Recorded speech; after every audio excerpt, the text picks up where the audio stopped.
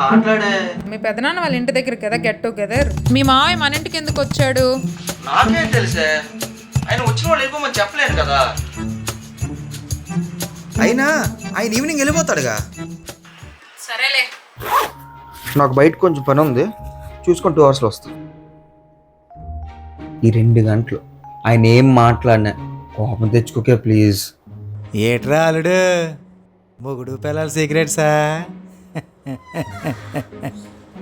అదే లేదు మావయ్య, నైట్ మీరు తిన్నారో లేదని వంట చేయమని చెప్తున్నాను. మీ ఆవిడికి వంట చేయడం కూడా వచ్చేట్రా? అంటే ఈ అమ్మాయికి పద్ధతి తక్కువ కదా, అందుకే అడుగుతున్నా.